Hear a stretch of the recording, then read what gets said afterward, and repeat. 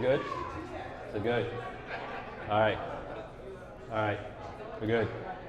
All right. Tim, can you hear me? Akio, can you hear me? All right. All right. So, yo, everyone at Mobtown Brewing, my name is Joel Edwards. I'm the founder of a company. Let me back up, Hogan. I'm a founder of a company called the Moonlighters Club. Y'all cool with that? Are we good? Baltimore, can I get some feedback? Can I get some eyes? Can y'all look at me and make sure I don't look crazy? Because right now, I feel real crazy right now. Don't make me start yelling in here. Can y'all see me? Can y'all say, hey? Can y'all mind if I talk to y'all for like 4 minutes? 4 minutes quick, promise you. 4 minutes, and I promise you it's gonna be worth your time. My name is Joel Edwards. This is called the Moonlighters Club podcast. The point of this thing that we are doing right now is that 6 people from Baltimore and 1 from Columbia, South Carolina / Richmond, Virginia, they're all entrepreneurs. They're starting businesses. They're gonna get on this stage and they're gonna tell you what it's like to run a business, but they're all employees or were employees at that time. So this whole thing is about trying to make money on the side of your job while you're struggling or maybe not struggling to make money. Y'all understand that? Y'all cool with that? Cool. Does that make sense? A long time ago, I was starting a tech business. You were there. I was starting a tech business and I was pretty sure when I went back to school this shit was gonna blow up. I was gonna make a ton of money. I was gonna raise venture capital. I was never gonna have to work a 9 to 5 in my entire life. And none of that ever happened the way I wanted it to. Waking up at 6 in the morning to get to work 2 hours early to work on this business idea that I had. Because I just knew that someday I was gonna get a big check and I was never ever gonna have to work ever again. None of that ever came true. I've always had to work while doing my dreams on the side, which I'm doing right now. Actually, I'm not doing that right now. I was laid off earlier this year. We'll get into that early. We'll get into that later. But I've always had to self-fund whatever I want to do in my life. Me and my partner Colgan, sitting right there, we're trying to start this and run this. We do videography, tell your friends. We do video projects. We do podcasting. We talk about entrepreneurship and employees. And we have to leave here and go back to work or go out to looking for jobs literally as soon as this is over. But not tonight. I'm gonna get drunk and we're gonna go crazy in Baltimore. I'm gonna be in Fells Point. I'm hitting up all the neighborhoods. But literally Monday we're going back to work. So that's why we do this. Hopefully that's why the people who are talking do this as well. A long time ago I met randomly my friend Akio here. I came in town because the Steelers were playing the Ravens and my wife, she was my girlfriend then, bought me tickets to go watch the Steelers. But we won, and he was telling me about Baltimore and the city, and I was just randomly walking around downtown, and we kept in touch ever since then. We used to do showcases in Boston before I moved down to DC, and ever since then I've always kept in touch with Akio, and I've met every single person here because of that gentleman right there. The purpose of this night is not about me. When it's all said and done, if you want to connect with me, if you want to learn more about what we're doing, we're going to be doing more showcases, specifically in Baltimore. Like, I want this city's energy in my life all the time. So if you want to connect with me, please do. When I'm done talking, which will be soon, I hope that you listen to the people that come up after me to hear their stories, hear what they've gone through, so that you can connect with them personally. Maybe it'll mean something to you, but it's just something to cheer for and to root for. I'm gonna give you a quick example of how this works. All right, this is what it's gonna sound like when people get up here. My name is Joel Edwards. You can say, hey, Joel. Oh, it's like a fucking Amy or something. My name is Joel Edwards. From Boston, I live in DC now. I've been working at various remote startups and companies for a while. I had a daughter last year. Thank you, thank you. After paternity leave, I got back to my job that I was working at the time, found out that everything had changed while I was gone in a way that I had known that I was not gonna be working there in like a month as soon as I got back. So we were doing this. We started planning this again. March, I got laid off. When I got laid off, my wife fired our nanny the next week. Since then, this whole summer has been us Colgan and I trying to make this full time. It has not gone well. It's been a very trying, debt-filled, non-milestone hitting year for me. However, this right now made a lot of it worth it just being able to see people and hear people's stories is going to be good for me. Because when I'm stuck in my own world, you know how men are. We get all broody and shit, and we're either going to wild out, start fighting, or we just get really, really sad and have heart attacks at like 49. So I think this is good therapy for me to be able to share what's been going on with me, but also to hear that there are other people like me out there in the world who have dreams and have hopes and have aspirations. And so that's what this night's going to be about. So if it's all right with you, I want to continue with the show. Is that all right, everyone? All right. Let's do it. Let's do it. The very first person who's going to come up here, I don't know if you remember, I think it was you. You were in DC. It may have, or someone that works with you. You were at a flea market at Eastern Market. I bought one of your notebooks. Went on IG, yeah. Went on IG, yeah, it was me. Yeah. Went on IG after it, and just kept following you. And I've always been a big fan. I've been a big fan of your brand, your workshops, the stuff you do, and just black women holding it down. I'm a big fan of it. So we don't know each other that well. However, that's all I know about you. So I hope to learn more. But everyone, if you could, please give a round of applause to Elisa Brock. Thank you. Thank you, Joe. We don't always get a chance to talk about our experience. People see the product, but they don't really know where it comes from, right? So, like Joe said, my name is Elisa Brock. I'm the owner of the Drama Mama Bookshop, and I'm a writer, and I basically just make notebooks all day long. Well, I used to just make notebooks all day long. Now I do a bunch of HR stuff and all the stuff they require you to do to run a business, which is lame, but you gotta do it to do what you love. I'm originally from New Orleans, Louisiana. Yes, New Orleans. I'm the youngest of 7 children. A lot of people don't know that. So I got a lot of nicknames. They call me Kuda Kita, Lily, Weekly, Groovy. You get a lot of names when you're the youngest, right? I didn't come from a particularly lavish childhood. I experienced a lot of things growing up that I probably should have never experienced. But I held on to journaling and writing things down. Today was a little rough, right? Because I was really grappling about like what I would share with y'all. I wanted to share some stuff that could inspire you because that's kind of my jam, making people feel better about themselves. And I pulled out the notebook. This is not mine, by the way, because I would never, all right? But this is the first notebook that came with me from New Orleans back in 2005. And I started reading through it, and literally, like, she was 17. She didn't know no better. It's like garbage in here, but my feelings nonetheless. Journaling has been a huge part of my life. My mom journaled most of her life onto paper, and she taught me to do the same. I came here back in 2005, where after Hurricane Katrina, so I ended up evacuating to Pasadena, Texas. And then the next day, I found out we weren't going back home. So I came to Baltimore with $100 in a suitcase, right? That's all I had. I hopped from house to house. I was basically homeless. The Red Cross put me inside of a hotel at BWI while I went to school at Coppin State. Now, y'all know what Coppin is, right? And y'all know what the airport is, right? So I had to hop on the light rail in a city I ain't know nothing about. People thought I talked funny. Y'all talk funny. I'm used to it now, though. And I went to school, and I figured it out step by step until Coppin could make room for me on campus, right? I always had an entrepreneurial spirit. Like, I used to take the skirts, the shorts, really, that girls would wear with the plaid and stuff, and I turned into A-line skirts and sell them for like $5. I thought I was balling back then. I was like, I'm $5, I'll do it for $5. It was a big deal. So I had that energy. But I love to write. I also read a lot, and I talk to people a lot. So I'm good at making friends. I can meet people, talk to people anywhere.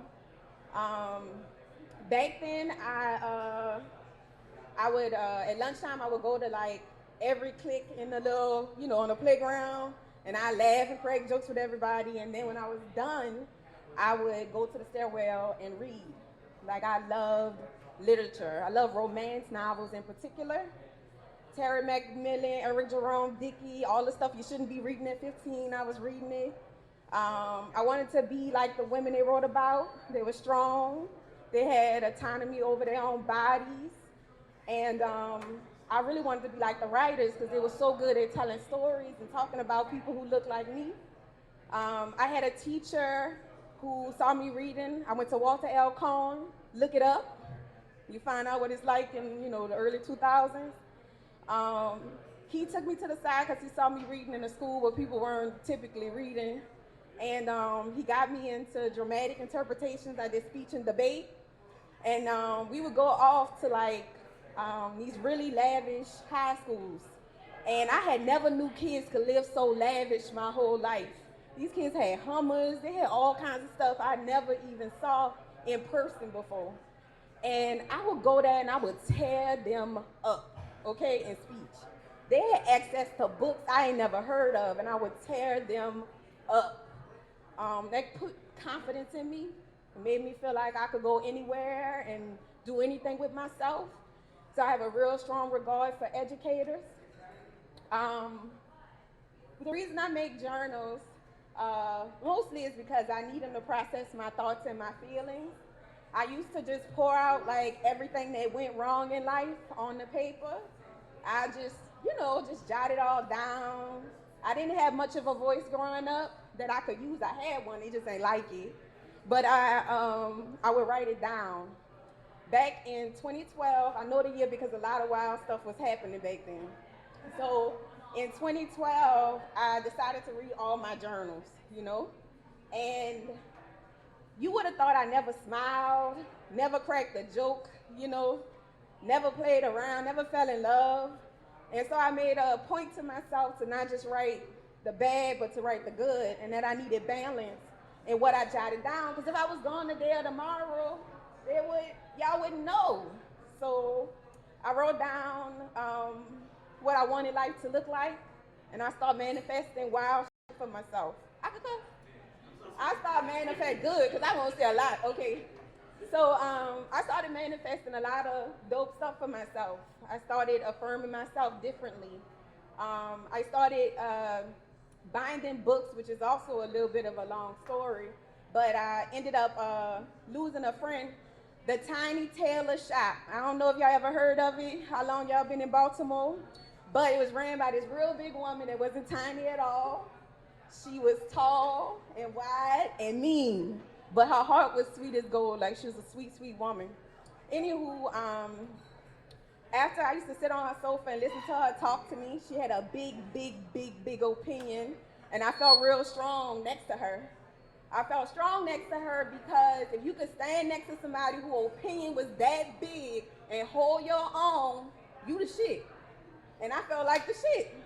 And she had wisdom to share, but you had to kind of weed through it. You know how people be like that. So anyway, I went to go check on her and I found out she had PADS. And I'm the kind of person that's gonna check on you. What's wrong? You answer the first call, I'm coming to your door, I'm gonna find out if you're good. If I rock with you like that and you let me, I'm gonna do it. So I went to check on her and found out she had PADS, right? And so I literally just waited downstairs. We did a wellness call, and it kind of jacked me up a little bit. But when she came, I watched her body. I watched her body leave. I watched her body leave the building, and I walked home, and I was really you ever walk, and it looked like your destination is further and further, even though you're getting closer and closer? That's probably anxiety, because that's how I felt. So I got home, and I didn't feel oh dang, could y'all hear me this whole time? All right, my bad. Okay, I felt I got home and I had decided that I was gonna bind a book. I bound one, and then one turned into 1 million. I didn't feel like writing. I didn't go straight to the page, so I just made stuff. And I stamped affirmations on the journals about how I wanted to feel. And I started selling them, and people started buying them. My passion for writing has kind of fueled so much of what I do. I write for other people. I write books and biographies for folks who need help developing their stories. When I finally did get the opportunity to write and start writing things down again. I had a stronger perspective. It built me up, got me stronger. And I saw that I could make a difference and like make people feel good too if I just made a couple books. So I've been binding and grinding ever since. Um, I think it looked more lavish online than it really is in person. You know, the internet make everything look like it was just a stairway to heaven or whatever. But it's been rough. It's not easy running a business. But I knew I wanted to do something I love, and I get to do it every day. I get to like make stuff, and a bunch of people in Baltimore got my books now, and in DC, I'm like, what? And they be telling me how they like using it and shit. I be like, what? You know, she was like, I used it for my wedding. My baby was born. I was like, dang, that's powerful. I'm helping you manifest some good stuff, you know, and I'm a part of that. And that's really the thing that keep me going.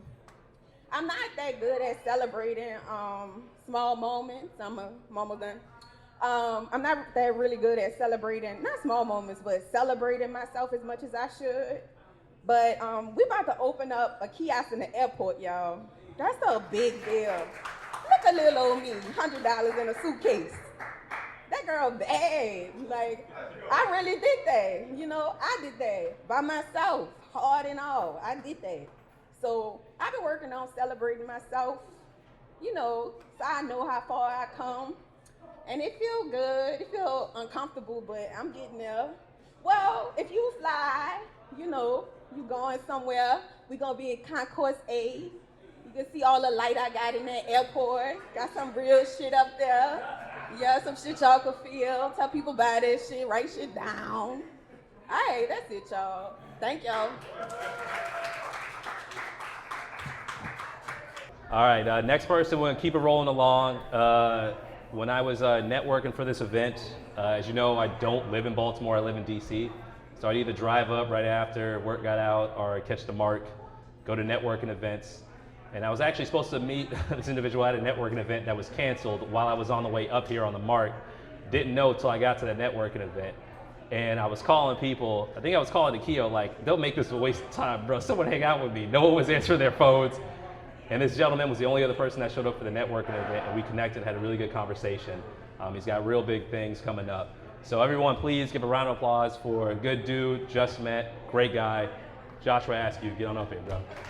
Like Lisa said, shout out to Joel for putting this whole event together.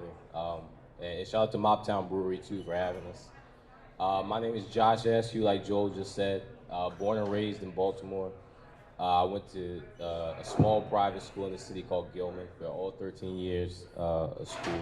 And then after that, I went to the University of Delaware, where I played football and majored in economics there. And then immediately after that, I went right into the workforce, started working with my mother, actually at an accounting firm. So that's what I do. That's my 9 to 5, just working with her. Working with her, you know, is working with mom is a great thing, but it's challenging at the same time. But the moonlighting venture, the reason that I was at Upsurge in the first place to talk to Joel was about my startup, right, which is a pet technology company, a smart collar company that fuses music and machine learning to create a customized calm formula for your dog, right? We got a lot of dogs in here, so definitely some people I got to talk to at the end of this event. But so essentially, when I talk to investors about why music, I think to me it's pretty simple. It's why music is the same reason that everybody here I think loves music, right? Music is, to me, the closest thing we have to magic. Music has the ability to transcend, to take us from one state of emotion to the next, right? If we're on a long car ride and we want to make it a little bit quicker, right? We put on our favorite playlist. If we want to feel some nostalgia, if we want to feel a specific emotion, right? We'll put on that playlist and it'll feel like we're right there, right in the moment, right? You know, if you want to set a romantic evening, there's a lot of couples here tonight. If you want to set a romantic evening, you've got a playlist for that. If you want to get yourself excited for the gym, you've got a playlist for that. So I don't think it should really serve as too much of a surprise that dogs, you know, creatures that were bred to be man's best friend for 10,000 years, have a similar response to the same stimuli. Like, so specifically classical reggae, soft rock, all of these different genres, right? elicit the same response in dogs that maybe like a lullaby would. And just for me, moonlighting and entrepreneurship is one of the greatest challenges and but most fulfilling things that I do. Like I said, I work the 9 to 5, but I couldn't see myself doing that full time. I love sort of the mystery that's associated with the entrepreneurship thing, like trying to find the different avenues. Everything you create it, you pave it for yourself. I like to think a lot in like analogies to make things simpler for myself. And to me, the corporate world is more like if you're like at a giant amusement park ride, the corporate world is like that carnival, right? And I'm not. This is not me knocking the corporate world at all. All my friends, my parents, they all came from that. I'm in that now. But to me, that corporate world is kind of like that carnival where each cart slowly moves up. That's what they tell you, right? You work as hard as you can. You put your head down, you grind, and slowly you get to the top. But to me, that corporate world is kind of like a zero-sum game, right? Because even when you get to the top, you winning means somebody else loses. But with entrepreneurship, right, everybody who's a part with you, it's more like a roller coaster, right? Everybody who's on that train, who's on that car with you, we all coming up together. We all going through the same twists and turns together. And when we win, everybody wins. And yeah, that's pretty much what I do on a day-to-day basis. So my roommate came to me with an idea for a speaker in the collar in June. And so I spent the past 3.5 months sort of validating the idea, making sure that music really was a medium, making sure that music really was something that could calm dogs, that this was a viable idea. I don't think, I can't remember if I told Joel this or not, but this is actually my second go around. I'm only 26, but this is my second go around with the whole entrepreneurship thing. Before this, I had a SaaS business. It was an engagement management platform called Notice that was geared, specifically towards the way accounting firms work. But it was ultimately a failure, flopped. We got a couple customers, we got a couple businesses to commit and to want to use the product, but ultimately we were spending more than we were taking in for too long. But that ended up being a blessing in disguise, because a lot of the losses that happened from that venture, I'm utilizing now to make sure that it doesn't happen again. And again, like I said, it's completely unknown. I think probably I'm the earliest of anybody here in terms of what stage they're at with the business. We're still at the prototype and patent pending stage, but like I said, I'm just really excited for the entire journey and really thankful to Joel for putting this together. I think Joel should really get a lot more credit too, because I don't know any other podcast or any other platform that's given local entrepreneurs 7 minutes to talk about their business. So, again, I know people busy, people doing their thing right now, but again, if you see Joel, give him a round of applause too, and give him a hand as well. And that's all I got. Thank you, appreciate y'all. 2 speakers in. Do y'all get the gist of it yet? Does this make sense? Is it good? Y'all want to say something back to me? Is it how y'all liking this? How y'all feeling this? This is good, right? This is good, right? All right, this is Baltimore. This is your city. This is why I'm here. It's not just me walking around. Like, you all are like the most welcoming people I've ever met. No, seriously, like, y'all are nice. Like, y'all may not think you're nice, but y'all are really nice. Like, people don't say hello to you in most of the places I've lived in my life, or share things with you, or share their friends and circles with you, is what you've all done. So thank you for that. I appreciate that. Speaking of shared circles, the next person who's gonna speak was following Baltimore entrepreneurship, and I would watch a lot of the posts that this gentleman would make online, and his business idea was great. I admired it, and it was, everything he did was full of life. It was fun, and I was like, I gotta meet this person at some point. And you had a retail spot opening up on Utah Street. Did I pronounce that right? Utah, downtown by the Lexington Market. But I went to your opening and it was great, and I just followed you this whole entire time, your progress, your success, and you're a really positive person, and I just hope more people get to see your story. He's the founder of the Black Genius Art Show. Everyone, please give a round of applause, make some noise for Brian Robinson, who's about to share his story with us. Hey everybody, I'm Brian Robinson, owner of the Black Genius Art Show. My journey, I guess my journey is Of course, it started as a kid. That's what we do. We get creative and we do things as kids and we grow into these adults.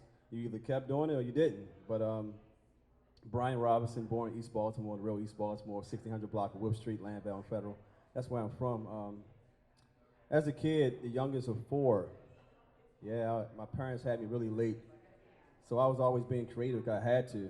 You had older brother, older sisters that was going off the military, police department. So I was stuck in the house with these two old parents, and I had to be creative. So I was always being creative, drawing from an early age. A lot of copying of what I saw. So I did a lot of like looking at comic books and trying to draw it the best way I could. Then I got bored with that and really started to tap into the toys I like Legos and things like that, because that kind of toy you're able to like create your own.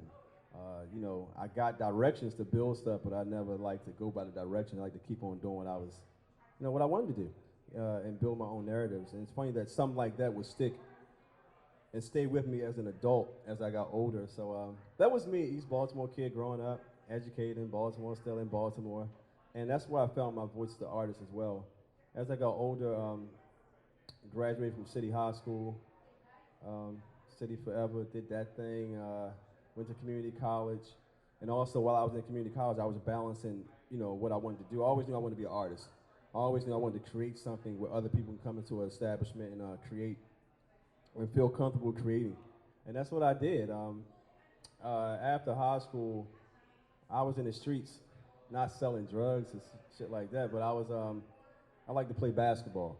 So after high school, I would go around the city and just do that. That was my hobby. The only hobby I knew besides art was playing basketball. So I did that and through the transition of trying to figure out what I wanted to do with life after high school.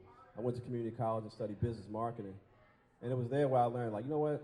Even as a child, I was always practicing my signature. I was always like trying to I'm gonna sign off on something. I'm gonna try to do something creative and say, this is my signature. So after high school, community college, business marketing, I learned how to market and just come up with ideas and market around the city of Baltimore. I got into filmmaking. I was always in the family, the one with the camera, trying to tell the stories with the cameras and things like that. It's like a kiosk, so I was doing that, always documenting stuff, but back then we didn't have editing programs, so I didn't know how to edit the shit. So I just had footage of my aunts and cookouts and all kind of stuff that they never saw. Still to this day, people have not seen the footage on my cameras, bro. But that's how I knew I had an ability to tell the story visually with my hand, drawing pictures, as well as with a camera and telling these stories to my parents. And the things that meant the most to me was like family. And growing up in the church, that was important too, like faith and having faith in God and my beliefs and things like that. So then you got this artist who's like playing with toys, and he gets older, he starts to draw these characters, and he's playing with cameras. All this was mixed into this adult that's now about 20 years old, business marketing. I needed a job. Parents old school, all they knew how to do was like go to work, pay bills, go to work, pay bills. Mother was a cook, father was into construction, Vietnam veteran who got into the construction field. All I saw was them going to work in the morning, paying bills, coming home. What you gonna do with your life, boy? What you gonna do with your life, boy? I'm an artist. I'm gonna draw a picture. I'm gonna be an artist. Shit. That's all I knew. So that's all I had. So I'm in community college. Dropped out of that joint. Kept on creating. Start making films. Start writing. I wanted to write scripts and things like that. Always sketching, but never took it to the level I wanted to. High school teacher told me, "You'll be a good painter." I'm like, fuck you, I won't.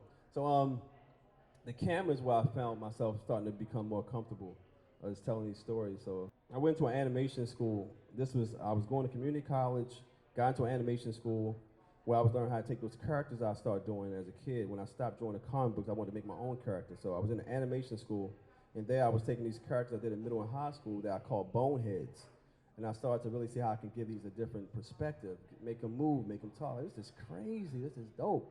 Same time I'm in animation school, I'm going to community college, and I got enrolled into the Baltimore City school system as an educator. Started in the special education department. So now I'm doing way too much. I'm in the school system working, I'm going to community college. I'm also going to vocational animation school, and I'm trying to balance filmmaking, animation, and then marketing. So it's like, how do you do all this stuff as this young man in East Baltimore, and then still try to go outside and hoop with my friends, So I'm trying to balance all these different lifestyles. There was a lot. It wasn't until social media really picked up that I was able to really share these stories faster than I thought I could. So then I start posting these images on Facebook, like the pictures I drew. And they said, oh, I thought you did film. I thought all you did was film. Like, no, I like to draw too. So now I'm getting this whole communication between the internet, and it's like, oh, they want me to draw, but I'm a filmmaker. And at this point, I done submitted query letters to people in Cali. I done had scripts. I done short films, music videos, but I still didn't quite find my voice as an artist. I didn't know exactly what I wanted to do. I started going to underground hip hop spots, underground poetry spots. This is where I found myself early 20s. It's like, yo, you know what? I think my stories are seeing my peers that are creatives and people like me that look like me that was on like public access television. Like I seen them and I was like, yo, these are people that's like, they doing dope shit. Like I like what they're doing. That's when I found my voice as an artist. That's when I knew what I wanted to do. So I tapped into the underground hip hop spots and poetry spots. I used to write songs, poetry, all this stuff. And but I didn't quite know what my voice was. So then I would go to these hip hop spots and start documenting these artists that I was inspired by to create, whether with the camera or me drawing these pictures of them. And that's when I realized, you know what? I think I'm a filmmaker. You know, I think I'm a filmmaker. So I started submitting films to different places, started getting denied. And when I started getting denied these films and these opportunities, that's when I was like, you know what? Fuck it. I'm just going to work for the school system and do my thing as a school teacher. At this point, my position went from the special education office to when I started working as a resource teacher. So I was teaching technology and things like that. So now, I got all this talent, man. I done worked at post office jobs. I done worked at warehouses to the point where I couldn't even get a job at the ice cream factory because he was overqualified to work at the ice cream factory. It was really crazy. So now I'm stuck in the school system. And in the school system, I found times to, create. But it wasn't what I wanted because after being denied so many opportunities from these film companies, I was going to be the next Spike Lee and all these things, I stopped. I stopped creating. I stopped really drawing. I stopped creating. I said, I'm just going to pay bills. I'm going to go to school. I'm going to pay my bills and do what I got to do. So then I got stuck. I got stuck around 2013. I didn't know what to do. I said, I'm just going to just pay my bills and teach the babies and do what I do. And I started picking up the medium of painting. I got some blank canvases and started to create, but I needed some content. The only content I had were these animated characters I was doing in middle and high school that I called boneheads. I started drawing these things down, and that became my medium. That became my go-to content to create. So with that, I was telling the stories of the people I knew, my friends, my peers, the poetry situations, me writing songs. All these images was like refiltered in my head to come out on these canvases, and I started painting. And I remember my high school teacher said, yo, you should be a painter. And here we go. I'm a grown-ass man now. Here I go. I started painting these characters that I called boneheads, but I needed a better name. So I dug, researched the things I've been through, and said, you know what? All them youth, like growing up, the people that was around me, these MCs, these poets, they were like geniuses to me. At this point, I'm like Marvin Gaye. I'm on the old town Motown. Because my parents were old. I like Motown. I like New Age. I had older brothers and sisters. My music preference was all over the place. So I was inspired from people like Marvin Gaye, Keith Haring, of course, Basquiat, Emory Douglas. These were like people in the art who I was inspired by. Melvin Van Peebles. I put that into all my work, from the filmmaking to the visual art, and I consider them geniuses. So I rebranded the name from Boneheads to adding that genius part in it. The black part, people would think, oh, you're black, that's why you call it the Black Genius Art Show. But actually, a lot of my pieces, I use a really black, bold line around all my paintings. It kind of helps it pop. And that's where that black element comes in as well, because that's also has so many different stories, and you can use black in so many different ways, so it's always changing, always evolving. And that's where the black part came in the Black Genius Art Show. The art show is wherever I am, and it's wherever you are. So it's an art style that like it inspires and it reaches people, and I see it. And here we go, 2014, I started painting. I rebranded it from Boneheads to the Black Genius Art Show. I stopped comparing myself to other artists, because during that 2013 period, I was comparing myself. I had social media, so I was seeing people move things faster, seeing things happen for people faster, seeing people upload films and videos that I wasn't able to do that. I was always comparing myself, trying to catch up to the next person. So when I stopped doing that, refocused my medium to what I love to do, was these characters where I was able to control the whole narrative. I created that, put into the brand, the Black Genius Art Show, and started to move with that brand. It helped me to also develop a regimen to create every day. That became my motto, to create every day, no matter what you did. I don't care what you do, like, just do it every day, no matter how it is. And I think sometimes we put success so high that we can't reach it. You know what I'm saying? So with that, I was able to, like, I did that. So start capitalizing on the small things that build you up to the big ones, to the point where you do so many small things you accomplish from waking up and sketching something that you had in your mind, that once you do so many things, like you don't set success so high you can't reach it. And that's what I do. So Create Every Day became my regiment. I stopped comparing myself, and I started working on my brand, how to market, and be happy doing what I love doing, which was creating. The Black Jeans Art Show was born in 2014. In my apartment, I'm painting all these pictures. Went from 50 paintings to like, I'm getting asked to do shows in Chicago doing the Freddie Gray thing, and they thought I was from Milwaukee. And I'm like, I'm from Baltimore, yo. So I'm out in Chicago doing art shows with 50 pieces that I didn't even know how to price or sell. It took me a whole summer just to price my work. Took that experience, came back to Baltimore and kept on grinding, doing outside pop-ups from churches to bars to parks to local festivals to AFRAMs, you name it. I was there popping up to the point where my inventory began to grow. I had all my work inside of a suitcase, which me and my mother used to go to thrift shops, and I got a suitcase. I put all my work inside the suitcase. It's like prints and things that I could sell as art and tell these stories of these pieces that I was painting that was the Black Jeans Art Show pieces. Animated characters, 2D animated characters that I was painting. Started to pop up in these parks to the point where my inventory started to grow. People started asking about the art. I sold a piece. I'm like, oh shit, I'm selling this stuff now. This is crazy, yo. This is a business for real. So the business marketing aspect began to grow from me going to these poetry spots, trying to pitch my songwriting, pitch my films, cutting flyers, putting them on cards, to now like the internet's come, so now I can share content. I'm going places, showing up, learning how to set up a table and put down, tablecloths and things, price points, talking to people, taking offense when people talk about my art and taking it personal sometimes, but also knowing how to take it and grow from it. So it went from the pop-up tables in the parks to me having a network with a friend of mine, John of Cashland Clothing. It's an urban retail in Baltimore. I knew him when I was 19, when I was just trying to get out there and create stuff. He said he had a warehouse. He's like, yo, I've been following your work. I know you got a warehouse. You just come to my warehouse and do some stuff there. So I'm in church one day. I wrote on my whole map plan how I wanted my gallery space to look. If I started a gallery space, wrote it on the back of a church program.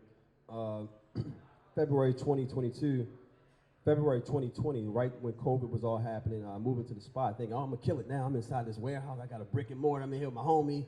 He big in retail. I got my art pieces.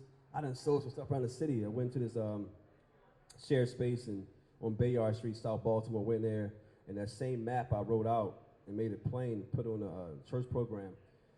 Went inside the gallery space and built that same idea I had onto the wall and started to think I was going to move a certain kind of way, but COVID hit, so you couldn't get in there. So people weren't coming out, but that was the moment I learned, you still got to be consistent. You still got to create every day. At this point, I'm still teaching. I'm still doing after-school I'm giving the kids so much of me throughout the day, even in the evening, and still trying to find time to display my art in this shared space. So inside this shared space in that year, when people wasn't coming, I had to realize ways to recreate, rebrand myself, and really push the product when the people wasn't coming. So I rebranded some things, learned how to set up and display, and really operate as if people was coming, even though they wasn't. And this is his faith in seeing that something can happen even when you don't see the movement, but you got to keep believing in what you're doing and keep creating every day. So a year later, I got an opportunity to go into my own space. I got into a boost program, Black Organized and Operated Storefront Tendency in downtown Baltimore, where they were allowing black businesses to come downtown and really like change the whole narrative of what was happening downtown. So it was during that period of not having foot traffic or not knowing where the sales would exactly come from, but just still having faith in the brand and what I was doing, and consistency. That in that year where COVID had hit, it was a year where I was able to really, as an artist, focus on my artistry, my finances, and opportunities that was going to come that I wasn't even, even though it could happen. In that year, I was able to get a partnership with Vans Shoes, which actually it helped me to believe in my brand because I like wearing Vans, and I never thought I would have a contract with Vans. So I had my homeboys in the shop talking about, yo, all you do is wear Vans. You do the Vans draws. And with that being said, even with that, a week later they called me to do a partnership with them, and that worked out well. And a year later, I opened my own shop where I'm able to create my own narrative and bring in other people, other creatives. And I now own a gallery space in downtown Baltimore where it brings in other creatives. The first show we did was for youth. Had the youth come there called Young Dreamers. They went there and sold all their artwork. Because that hit me a certain kind of way as a young dreamer in Baltimore, growing up in East Baltimore as an 8-year-old kid drawing these pictures. The youngest kid we had in our show was 8 years old. And they go in there and they sold all their works.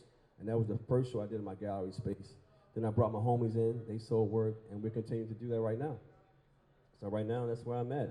I operate a gallery space and retail space in downtown Baltimore. I create, I educate the kids still in Baltimore. I'm still doing what I love. I'm still creating every day.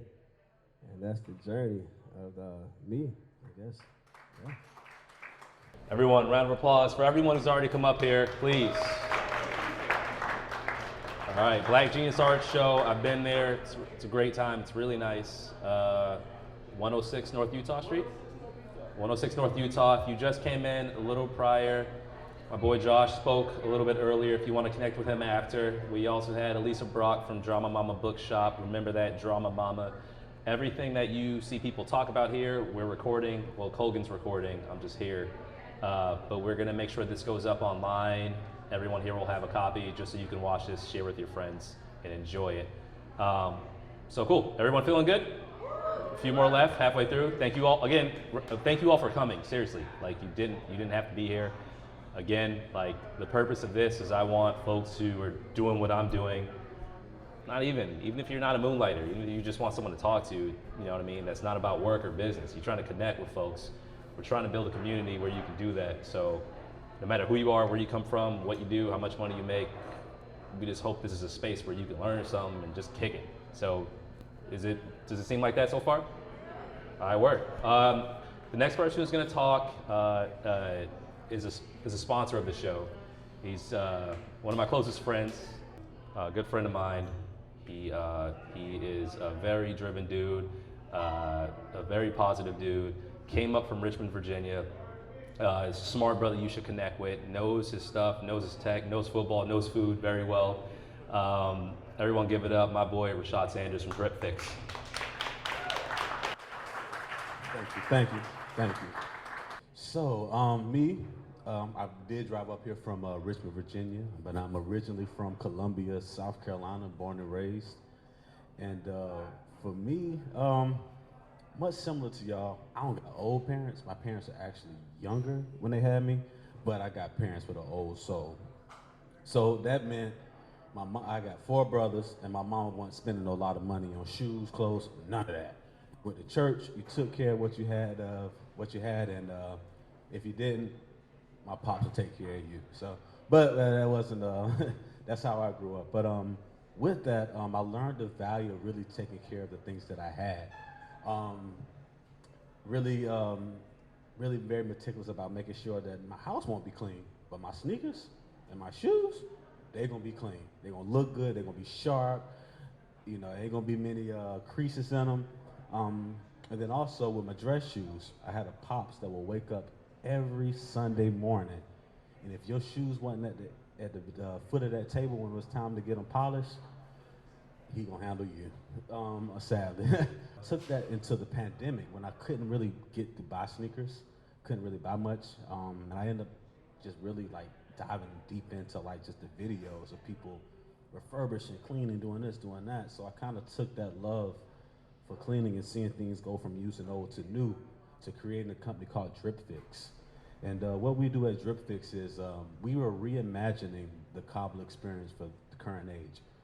So what we do currently is that we refurbish sneakers, boots, just leather goods, and we take them from the used, scruffy back to out the box looking new. I met this guy again when I was in Boston, and I was working on another venture. I had created a SaaS software company where I would create a transportation management software for small businesses. And he saw this company go from the top to crash and burn. But one thing I did get from that was the friendship that I have with Joe. He's a great guy. As a matter of fact, he told this story at my wedding, so I tell this to you guys. We would work on Saturdays, and we would walk from our office to the Popeyes up near where our office was, and we would order a 10-piece all thighs and crush it, be damn near asleep when we were supposed to be working. But in that, just created a great friendship. So he asked me to come up to do to help sponsor the Moonlighters Club. I was definitely excited. Definitely wanted to make sure I could support my friend. But then again, he deserves a lot of credit for this. This is a lot. I can't put on events. I can't put on anything. I need help organizing a lot of stuff. So it's great to see that you guys are sticking with it. Stay encouraged. I know for me, the biggest thing for me is that I did grow up in the church. So always making sure that you have faith in what you're doing. And my biggest thought is that entrepreneurship is kind of like the most intimate walk that you can have as a Christian with, or whoever your God is. My God is Jesus Christ. Exactly. So, but I feel like that's the ultimate walk of faith you could take. So just believe in yourself. You may fail. I failed more. You ask me, I've never had a success. But I'm happy and I'm passionate about what I do. But thanks for listening to me.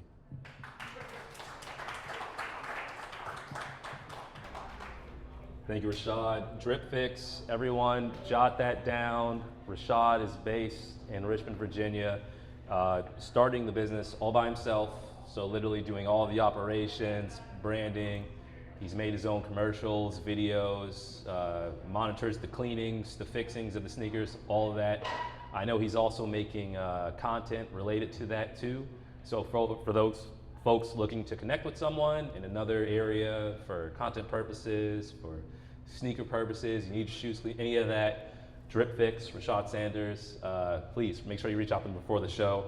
I forgot who's supposed to go next, so I got to look it up right now. But thank you so much for coming here, Rashad. Drip Fix for those. And we'll make sure before we leave tonight, we get all the socials connected. Thank you. The next person, the painting events that you put on, I started following those. But you also have a page, which you'll talk to on your own, called the Mini Hip Hop Museum, that I love because I love arguing a lot. And I love arguing about hip hop a lot. Like, I love just yelling at people, telling them who I care about, not giving a damn who they care about, and exerting my opinions. Your posts every morning, I'm sharing them with my boys. Like, my friends actually were sharing your posts, not aware that you were here. And Blind Leap of Faith, I just reached out prior to this showcase, asked if you want to be a part of it, and you were nice enough to say yes, and that actually meant a lot to me. So I hope this person gets up there and they're able to share their story with you all. Please take the time to listen. Everybody give it up, please, Millie Vanderwood. Thank you. I hate public speaking, but y'all can follow the Mini Hip Hop Museum and the Gallery About Nothing. Pull out your phone, do that. Thank you for having me. So, growing up, I wanted to be a rapper. Well, wrestler first, and then a rapper. My mother in the back, she would find a lot of my raps and stuff from when I was little, and why is he cussing so much and writing these bitches and hoes and all of this stuff in his notebooks and while he's at school. But so I rapped from the age of 12 up until maybe my mid-20s, and then I started managing artists because I don't like talking. I don't like being the center of attention. I don't like being on stage. I have asthma, and I don't like, I don't want to be the the center of attention. I don't like talking and stuff. So like stuff like this, like I would decline, but I don't like telling people no a lot. So, but yeah, so I started managing artists after I stopped rapping, and I would get these artists to open up for bigger names like Seven Streeter, Tinashe, and stuff like that. So I still dibble and dabble in that, but I decided to open an art gallery randomly. I do not draw or paint. I had maybe 4 or 5 business partners, and we were just looking for office space in downtown. So we found office space, and it was just for like meetings and creative space and stuff like that. The goal wasn't to open an art gallery. So that was 2015, and one of my business partners, he was a visual artist, and he had art on the wall, and I was like, oh, this could be an art gallery. So within 3 months, that's what I turned it into. This was December 2015. So we started doing that. The Baltimore Sun wrote a story on us, and a lot of people just were fucking with the idea, and it just was like, I was working at Mercedes-Benz at the time, so in between, from the age of 12 up until mid-20s, I had about 30 different jobs. Checkers, all kind of stuff. 30 different jobs. I hate working for people. So the art gallery was blowing up, and by the spring of 2016, I quit Mercedes because it was too much. I was taking cars from Mercedes and going and going to the art gallery to show people around, like on my break, or like, cause I was a porter at Mercedes-Benz, so I got access to the cars. I gotta pick up customers. I gotta drop cars off and stuff like that. So in between, all right, drop a customer off. Oh, somebody just hit me. They want to see the gallery, so let me do that and then go back to the dealership. But I had to figure out how to make the gallery make money. I don't draw. I don't paint. I've never sold art. I didn't go to school for art or none of that.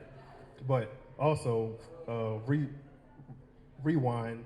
So when we first had our first exhibit, Ray was one of the artists, and it was an exhibit for black men, and he was one of the artists. He was one of the first artists to have his art displayed there.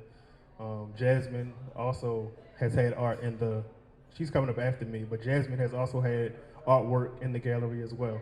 But but I had to figure out how to make the art gallery make money. Like, I'd never done this, so it was just like sipping paints were a popular thing at the time. So it was just like, all right, started doing sipping paints to pay the bills and stuff like that. But so rewind, quit my job at Mercedes-Benz. I called my mother just to get her approval. Like, should I do this? Should I take this leap of faith? So I did that, and sleeping in a car, sleeping on the floor, sleeping in the chairs, just like because I'm just trying to adapt to not having a job and, like make it work. I can't just quit and have the gallery and then, like also afford an apartment and stuff like that. So yeah, sleeping in the car, sleeping on the floor at the gallery, sleeping in chairs.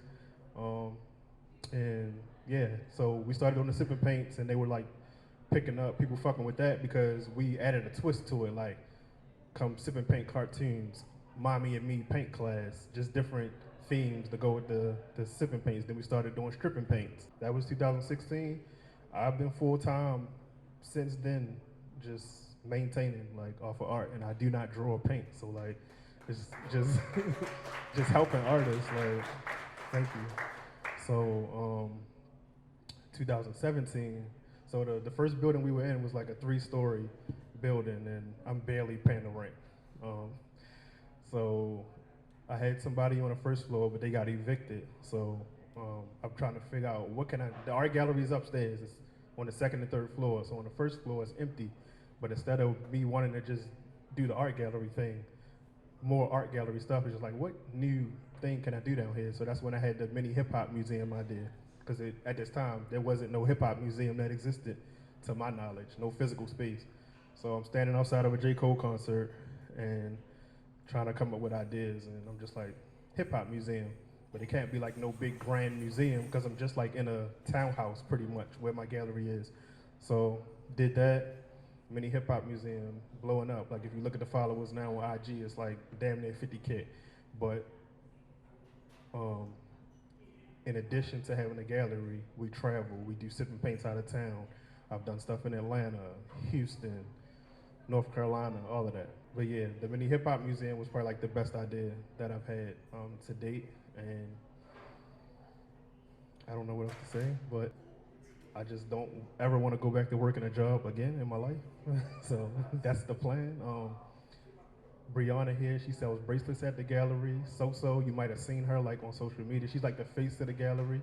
My man Cam, he hosts the mini hip hop debates at the gallery. Like it's a lot that we do. So we also travel. Like you want to come host a private event, birthday party, whatever. But we do about 3-4 events a week. That's how I pay the bills. And I know I'm all over the place, not really getting every detail of the story, but that's how I started. Like I started with 4 or 5 business partners, and within the first year, they were all gone. It was just me. So, and it's been that way since. So I'm 8 years in. I did put out a little book. Like I didn't really push it or promote it. I didn't really push it or promote it like that. But it's called. What the fuck is it called? Like, Men rule the world, but should we? Just basically like like men rule the world. Like the government, all that shit is ran by men. So I just like envision a world where like women should be empowered more and men shouldn't be making all the decisions and shit like that. But it came out. A couple people got it, but it's it's not fully out yet. But yeah, I do a lot. If you need graphic designs, if you need flyers, if you need promo videos, whatever. Like, and I run like 10 different social media profiles. If you need help with social media, you know, we do all that. So tap in. That's how I make a living, like off of social media. Like my phone stay in my hand. I got 4 phones. I got 2 iPads. You know, but if y'all need help, just tap in. Thank you for having me. Millie, give it up. Like you don't like doing this. You did fine. One thing to keep in mind about all of this is that, man, it can not just entrepreneurship can be a lonely place, and I'm realizing it's after COVID, it's not just entrepreneurship, man. Shit can just get lonely, bro. Like especially with this remote work stuff.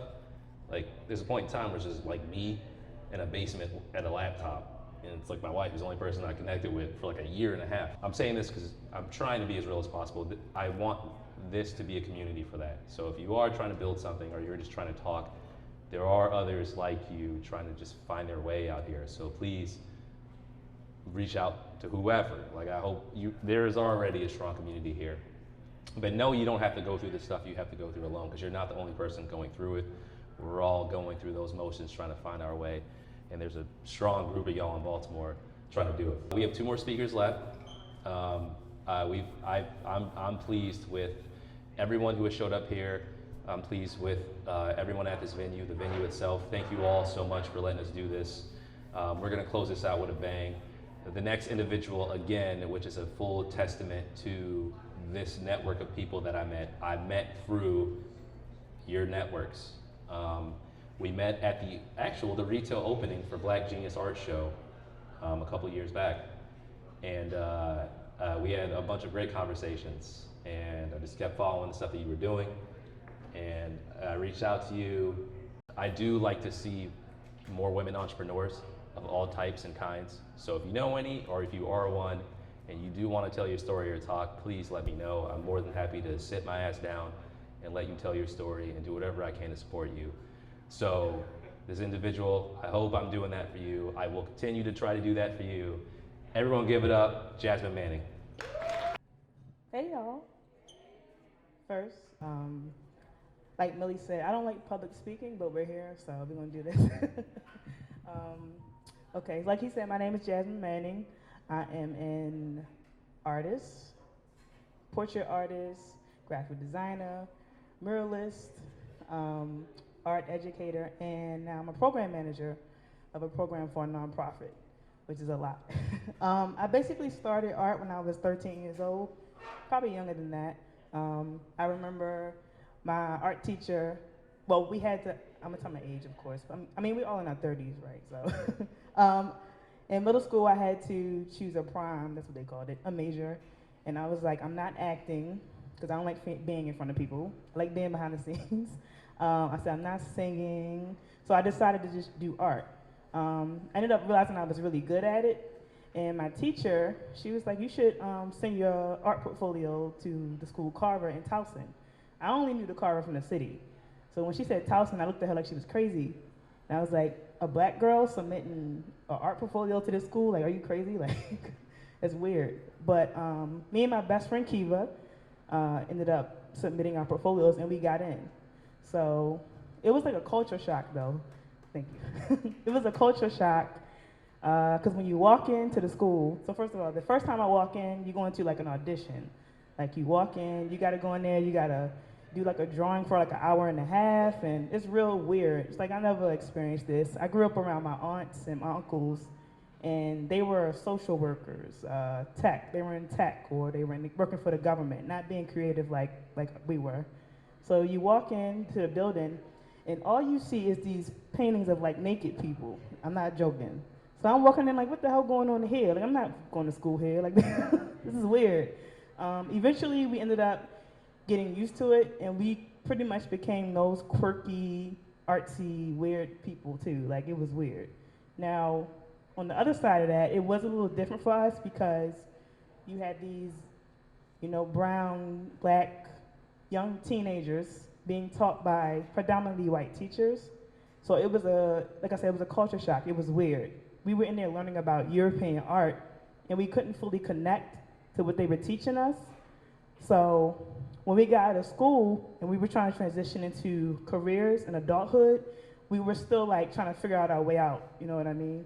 When I ended up graduating from high school, I said, well, what can I do to keep doing art but make money? I ended up picking the major graphic design at Towson University, so that's where I graduated from. And we ended up, I was like, okay, I did that for 4 or 5 years. And then after I graduated from college, you know, there's that gap where it's like, okay, I don't have a job. I need to like find a job immediately. So there was like a year of me not working, me not doing anything. I ended up getting, you know, retail jobs like at JCPenney Portrait Studios, working retail at like sneaker stores and all that. Eventually, I ended up leaving JCPenney, and I got my first big girl job after like a year and a half as the lead designer at a small company. So I was there making nice money back then.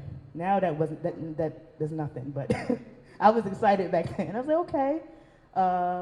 And it was cool. I love my job. What I realized when I was there, I really love my job. I love making flyers for them, logos, marketing collateral, what else? Brochures, banners, any social media content, that's what I was making. What I realized there is I hate sitting at a desk. I was at that desk from like 9, well, first it was 10 to 6. Then they switched their hours to 9 to 5, and I was like, y'all are tripping, okay? Definitely tripping. Because me getting up at 9 a.m. to come sit at this desk for 8 hours is crazy. They eventually laid me off, because I think they downsized. So that's what they told me, I don't know. After that, there was like a span of me not working again. And then that's when the depression and the confusion kicked in for me, you know what I mean? At first I was okay, because I felt it coming.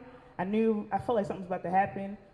But as months go by and you're sitting there and you're not getting hired by anybody, you don't feel valid really from like the community or the world, honestly. Because you're just sitting there waiting for somebody to accept you for being an artist and creative, and you're not getting a job. It's really, really weird. So that's when I started wondering about like, mental health and all that. Like, how can I continue to make sure I'm happy and whatever? So I started painting again, because I had stopped painting when I got into college. So I started painting again, drawing, and that's when I ended up realizing I had to get out here and network. Once again, me talking, getting in people's faces, I was like, I like to be in the background. But through that, I met people like Millie. I was always doing shows with Millie at the gallery. I met Akio, I met Brian, and I met a whole Baltimore arts community that I am so appreciative now, and I genuinely love them. We support each other so much. I feel like we've been in a renaissance for a very long time. Like, we're really out here. Like, I appreciate all of us. Because I feel like when I was younger, like when I was at Carver, I was like, I don't remember these types of events, and we didn't have this when we were younger, you know what I mean? So after that, I ended up, I'm trying to remember what happened after that. Oh. I ended up getting into teaching, too. So in that time span, so like 2011, 2013, well, 2011 was when I was still in college, but 2013 and on, I started doing arts education. So the teacher who referred me to Carver, she ended up giving me my first teaching job during the summer. So and we're still in contact. Miss Jurgensen, she comes to Brian's shows a lot too, and she supports me. She gave me my first teaching job, and I've been teaching on and off ever since. So what I learned during that time span is my job as an educator and as a black woman is to make sure I provide resources for these young black boys and girls who didn't see themselves growing up in education in general, really. So we try to take them to shows like Brian, my students. So I work for Rise Art Center of Baltimore, and we teach kids who are neurodiverse and have autism. And we provide programming for them from ages 14 to 24. And we teach them how to draw, of course, graphic design, filmmaking. We have a great team right now. I'm so appreciative of them. And one of the first big shows they did was with Brian at his gallery, and they sold mostly all of their work there. So I was so proud of them. They get on my nerves sometimes, but they're great. And shout out to Cam. Cam is, I ended up meeting her as I was going through my jobs, multiple jobs, working everywhere. I met her at Creative Alliance. She gave me a job working at her nonprofit, which I'm still at today. I went from part-time teacher to now program manager of the Emerging Artists Program, which I'm really, really proud of. Thank you. So I want us to continue to use art as like, how can I say this? Art therapy. Mental health is so important. This year was hard for me, like hard. And I've had my years where it's like, what the hell is going on? But this year was insane, which is, I know it was crazy for a lot of people. I went through a lot this year. You know what I mean? We're not gonna get into it, but you just gotta learn how to make sure you're happy. The point of all of this is to be happy. I know sometimes, you know, I know money is important, because when I get money, I'm very happy. But even when it goes away, you gotta remember to continue to be happy and focus on your mental health and all of this. And I know that a lot of us use art as a coping mechanism. So hopefully I can continue to inspire everybody and create a wonderful community for y'all, and we can continue to support each other. And thank you, Joe, for this opportunity. And I'm very grateful for you for giving me up here to speak. This is my first time ever doing this. I don't know if I'm gonna do it again, but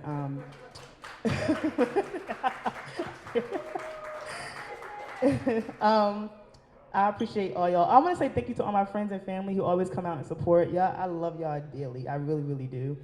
And you can follow me on Instagram at Jasmine Manning Art, and my website, jasminemanning.com. I also have shirts that I sell. And yeah, if you need a mural, need some marketing collateral, let me know. I'm here. Just reach out. And I'm not gonna say yes to everybody, because I'm learning to say no. That's another thing. You gotta learn to say no. Everything is not for you, okay? And sometimes no's lead you to a bigger yes. This is what I learned. A lot of rejection, so. But yeah, thank y'all, that's it. Thank you so much. Yeah, we got one more speaker. Again, thank you, Mobtown Brewing. I hope you were all able to grab some beers. I hope they were delicious. Thank you for letting us do this event. It's our first one we've done in this city. And from what you could see, I do believe that this city is in a renaissance. There's a lot of creative stuff that I see here that I just don't see in other places. And I live an hour away. So I think it's really cool. And I also think it's a really cool time to be in Baltimore right now. There's a lot going on. So we're gonna close the show out. One more speaker. You have been name dropped a lot of times tonight. This gentleman is the reason why I know anything about this city. We've been friends for 5 years now. We've been, just keeping in touch as we try to figure out who we are and what we're trying to do in this world. Very admirable dude I'm about to bring up. I feel like I've yet to meet one person who just does not like you. Like everyone, like everyone likes you. But to everyone, the reason why I found out about your awesome city, and everyone. Before that, can we get a round of applause for everyone who talked? Drama Mama, Jasmine, Brian, Black Genius Art Show, Rashad, Dripfix, Josh, Colgan, everyone. Seriously, y'all held it down. This last individual, you don't even need an introduction, bro. I'm gonna let you get up here and tell your story. You're good every time. Everybody give it up for Akio Evans. Hey everybody, how y'all doing? First of all, thank you for staying here to hear me talk. All right, so let me stop. But I'm not going to read verbatim off this. I'm just bringing this as a prop, as an example, because what everybody said before they got on here was like Millie. He was just like, yo, I just wrote stuff down. Brian was like, hey man, I was just drafting stuff in my comic book. So I just got this as a prop, and it's going to come full circle in a minute, but. Camera. So anyway, but this right here is a journal that I wrote down in 2023, January 2023.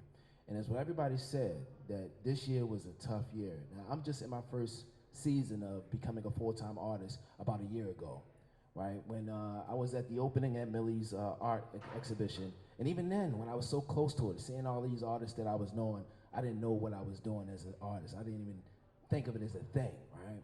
So I grew up in East Baltimore, Federal and Bond to be exact, 1600 block of Bond Street. And I'm not gonna say the why sob stories of what happened, but I'm gonna just say like, yeah, it was crazy in that area. You get what I'm saying? Playing hide and go seek, you get interrupted, you gotta lay on the ground so a bullet won't be inside you. My mother always just said when we was like 9 to 10 years old, she'd be like, a bullet has no name on it. So hey, I don't care what you do, like if it's the ground, you can wash your face. Just make sure you're on that ground when the bullets start flying.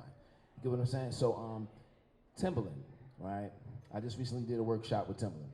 But my twin sister and I, we grew up not having. So we would make something, you know, the saying, make nothing and make it into something. So back in the day, like, you know, Timberlands was a big thing. And sometimes, right, you know, I was a kid that didn't mind having anything. I just seen a fresh pair of sneakers, and I just cared that, I was like, I don't care if it's a name brand or not. So I had a pair of Thinsulates. How many of y'all know what Thinsulates is? Don't raise your hand. I mean, if you, okay, you don't know, right? But Thinsulates was some fake butters, right? My twin sister, it was like a big thing that was going on where we would draw on Timberlands, cause like everybody was like, no, I got you gotta know that I had a pair of Timberlands on. So they would take like a pen and actually like, you know, cover the Timberland sign. But I remember I was on the corner of Federal and Bond, and this guy, he was a drug dealer. He was like, hey yo, got on them Timbs right there. Yo, son, you got on Timbs? I was like, yeah, I flipped the pants leg up, and I heard him and got out of there, because I didn't want him to know that they were some Thinsulates, right? But, you know, pretty much creating things was always a thing. My mother always instilled imagination in us. Like comic books, I was always driven to actually read comic books. Didn't actually, like, had the desire to read, you know what I mean? Because my mother grew up in a single-parent home, so she said, okay, the best thing that I can actually teach my son is something that he likes. Because obviously he's not going to want to learn anything, so I got to give him these comic books. And my mother, she was a big fan of comic books, so I would kind of like flip through the pages and act like I read them just to get another comic book. And she's like, okay, so what happened in page 36? I was like, I don't know. She's like, okay, well, I'm going to take all these comic books away from you, and you need to read that one, you know? So what was funny is that when she was, like, she would have dreams, and she would, like, manifest things, and I always look at that thing as, like, something that I'm like, man, whatever, man, you know? But as I got older, right, in the process of creating, because people forget, and I always say this, people forget, but paper remembers. You get what I'm saying? So you might have not necessarily remembered anything that you wrote down or anything that Brian wrote down, but the thing of it is that it activates something that's a superpower. And I can sit here and share with you all the things that I've created as, you know, Marvel contacted me to do rap gifts.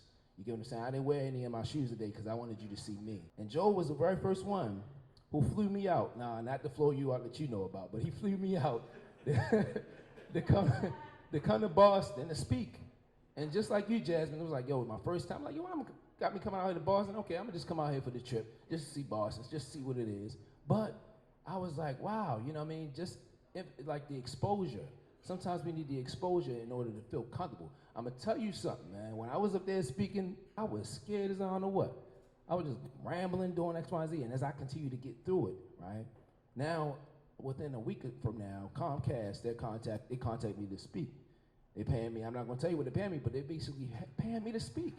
Me working my job at Hopkins, I worked there for 12 years. And I started being burnt out, like how Millie said. I would bring Nick Cannon's shoes to work. And not that far from the Nick Cannon commission pieces that I would make, it was mice cages. I was cleaning mice cages out, dumping feces out the cages, and then actually bringing my work to work. That was my thing. I said, I'm gonna bring my work to work because when I go home, I'm burnt out. And then when COVID happened, oh, they were slick. They said, you know what, instead of 8 hours, you're gonna work 12 hours. And then they put me in the first introductory spot where I worked at in 2010 because the robot broke. So it wasn't that they was like trying to punish me, but that's what it felt like. I'm like, I worked hard for 12 years for you to put me in the same spot that I started, and then now I can't bring my work to work.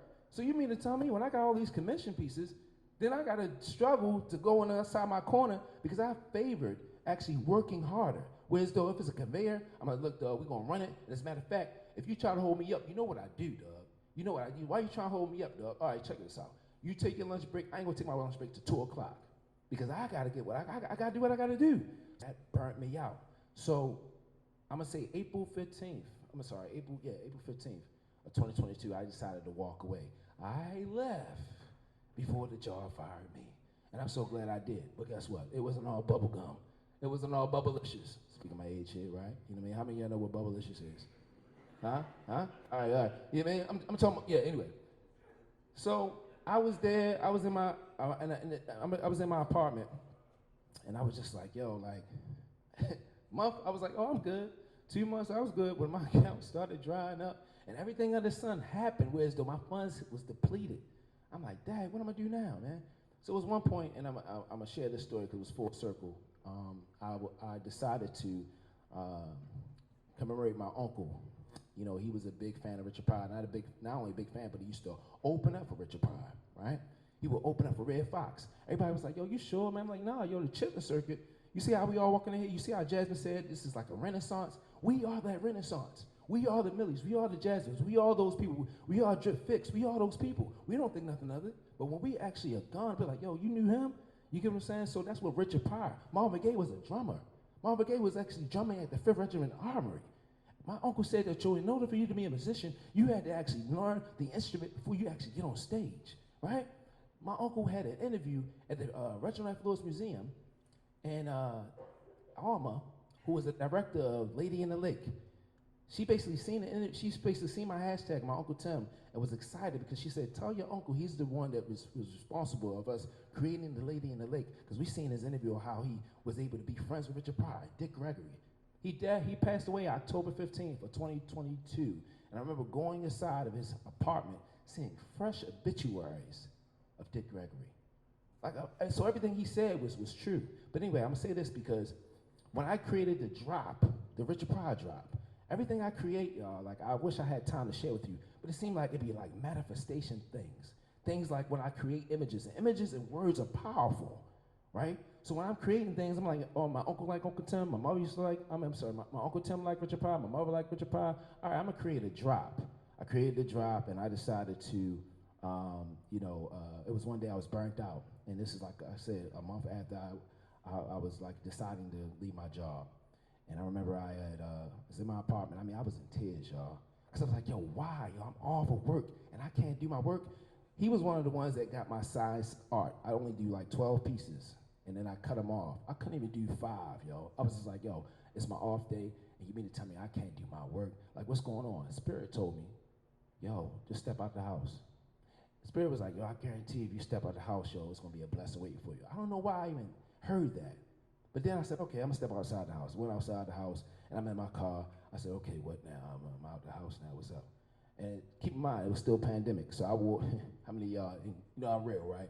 I wore the same thing 4 days in a row. I wore that Richard Pryor shirt because I wanted somebody to take a picture of me because, you know, we wasn't seeing nobody. So I said, I'm determined to actually walk around because my idea was to take a picture with the Richard Pryor shirt.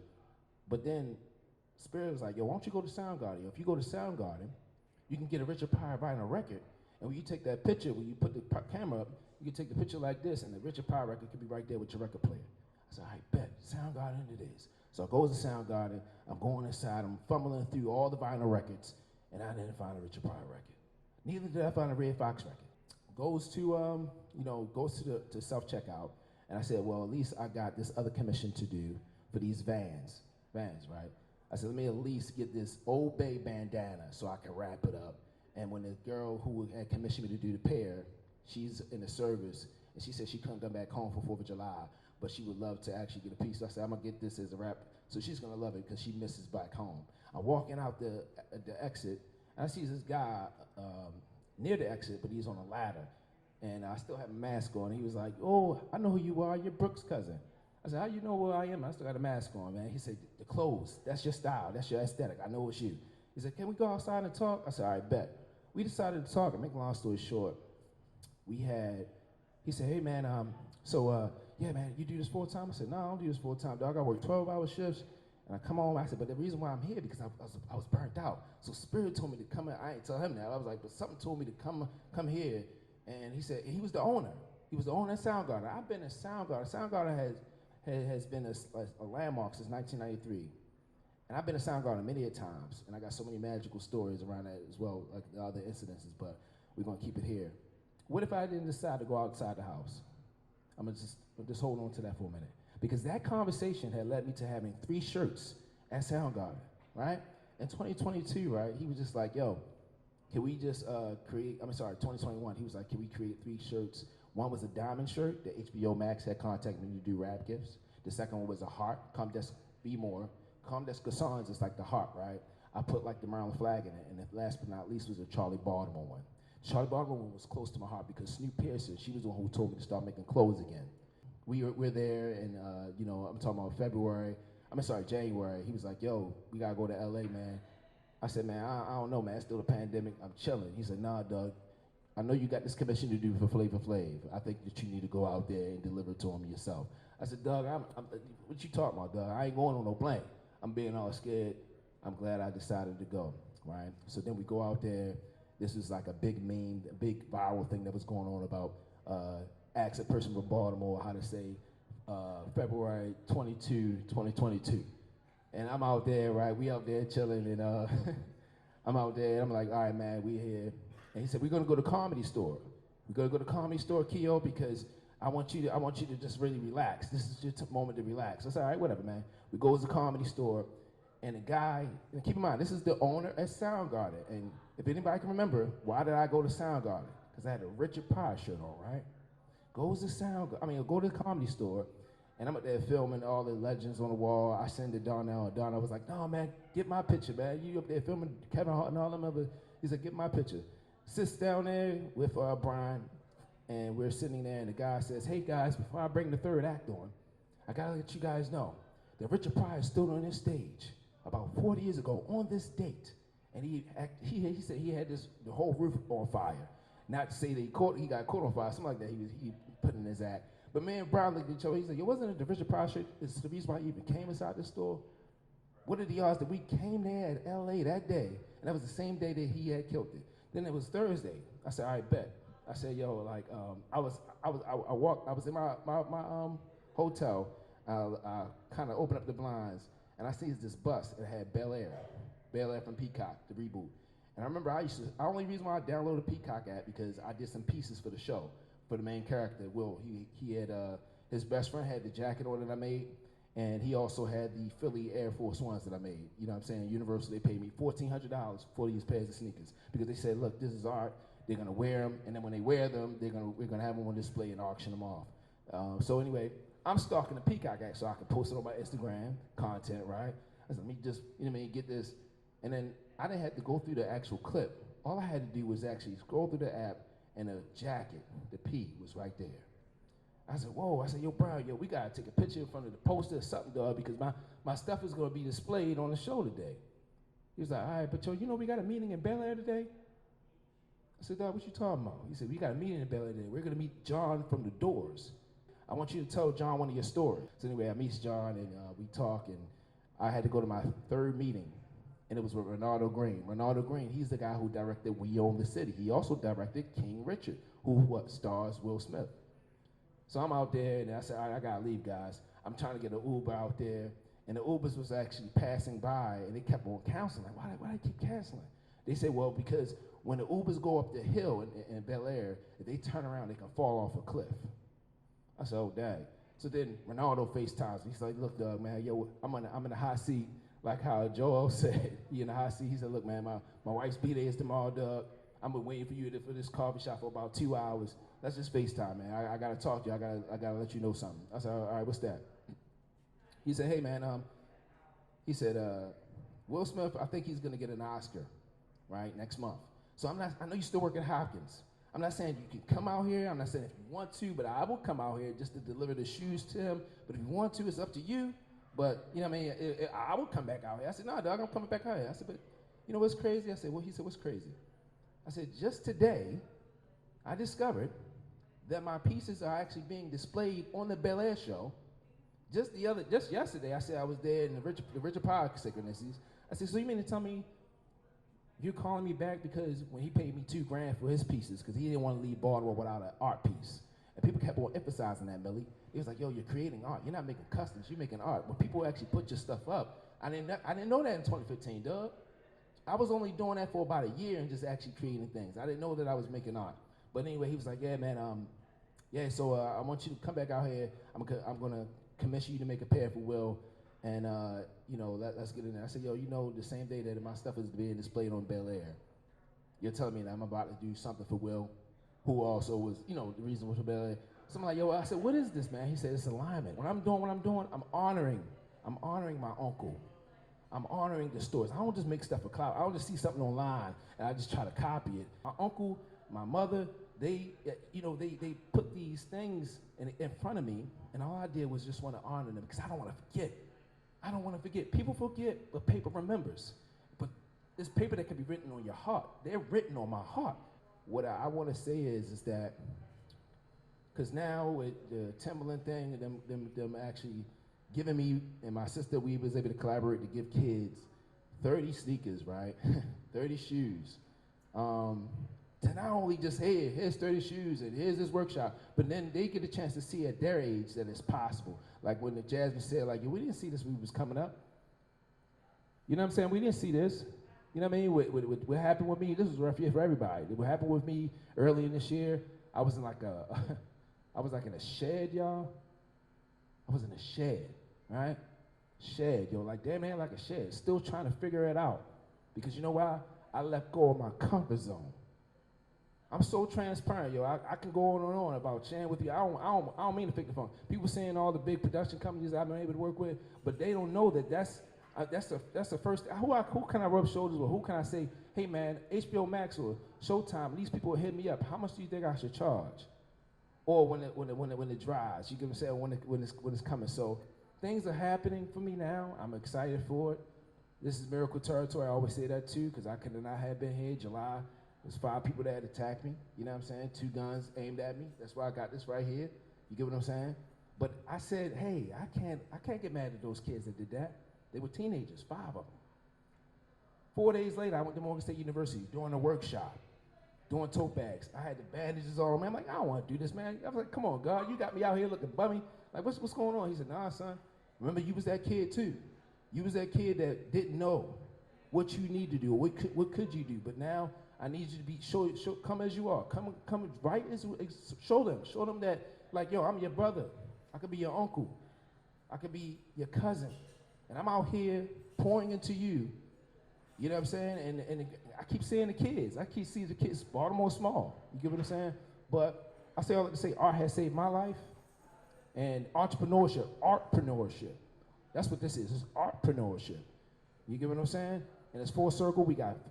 These are my family here. The community here is like how Joel said, is like no other. And even with that incident happening to me, I still have a love for Baltimore. It's not the place. It's the people. It's been broken for a very long time, and that's the problem. We are always neglecting the very problem, but not trying to figure out in what ways we can fix the problem. We only try to fix the problem when we try to claim ourselves to a city when they're popping, when it's a clout chase. And I don't do that. When I create my art, I create it with my heart. The last 3 letters of heart is art. So yeah, I wear my art on my sleeve. Yeah, I create from the heart. I had a film that got accepted to Sundance in 2014 with Snoop. You know what I'm saying? Didn't come out. But I'm glad it didn't come out because you know what it would have done to my character?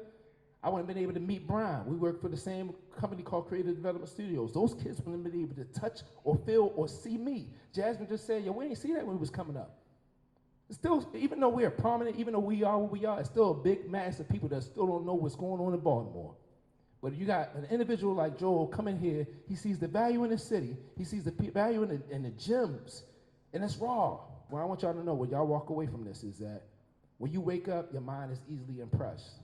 When you're trying to fall asleep, your mind is easily impressed. So when I had woke up, I was doing 12 a.m. to 8 a.m. shifts, and I was looking at this Jif peanut butter ad from Ludacris. I was like, yo, this is crazy. I said, yo, as a filmmaker, I was just studying. I was like, yo, Dak, how do they do that? He's eating the peanut butter, and his braids is unraveling. Yo, that's dope. To the point where I almost missed my time to clock into the spot. I said, oh, snap, I gotta hurry and get out of here. So then I leave to go to the job, work the shift, and then 2 days later, I seen this, I was like, yo, how funny, I ran out of peanut butter. So let me go to Harris Teeter, which is not that far from here. Let me go to Harris Teeter, so that way I can get some peanut butter. And then as I'm walking inside the peanut butter aisle, I'm laughing to myself. I said, wow, I guess I'm about to be on my Ludacris. That's what I said to myself.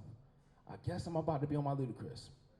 So then, I guess home, I didn't go to sleep immediately. I worked a whole 8-hour shift, didn't go to sleep, and then I was editing this video. Shoe City is a shoe company that had just, went out of business. And my friend was like, yo, you know how you are, yo, when you put something out there in the universe, if you don't bite on it, somebody's gonna do it. So I would do it. I said, man, I said, let me stay up and edit this video. So I'm staying up. You know how you look at your phone, you halfway asleep. I'm editing this video, halfway falling asleep. Finally published it online. I said, okay, well, before I fall asleep, because when you work 12 a.m. to 8 a.m. shifts, it seems like you're the only one that's like, so when you wake up, the world is already done. Like 5 o'clock, 6 o'clock. So I said, let me answer my email. So 12:17, remember the time. People say, yo, you be knowing dates. 12/17, I look at my email, and it was from the CFG Arena. CFG Arena was like, hey, Akio, we know we contacted you in January. We know that you want to be able to do rap gifts, arena gifts.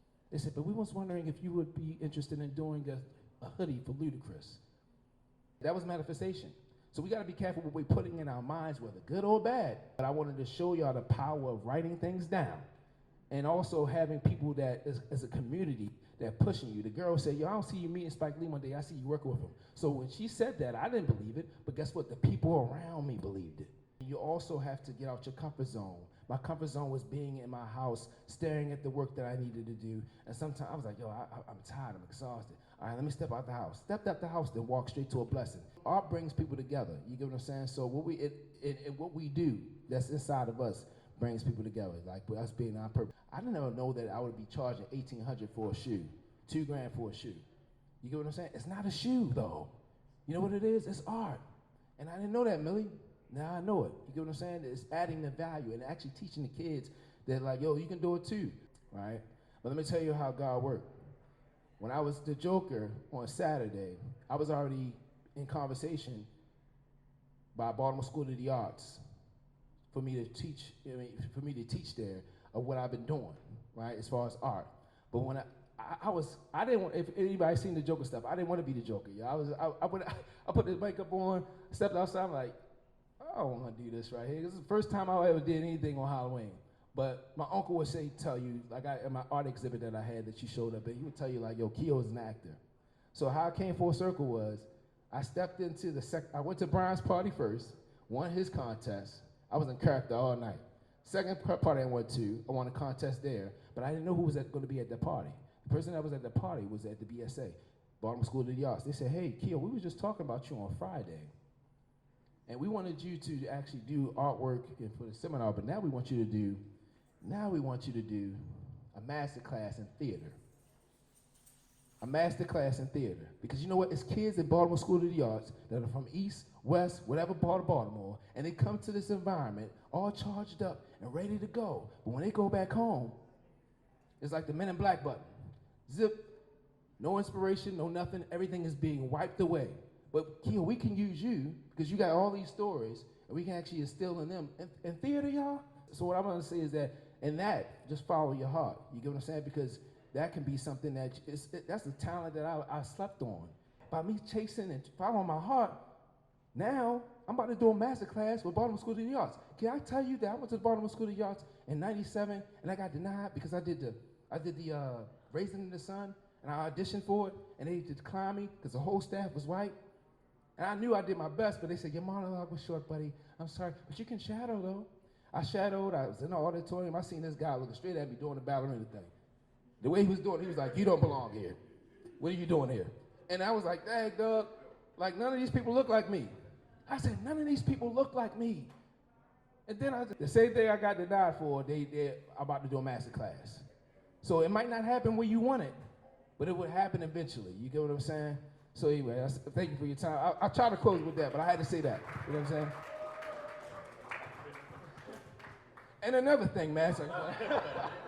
Thank you so much for coming. Thank you, Mobtown Brewing. Thank you, Moonlighters. Thank you, Baltimore. Everyone, please have a good night.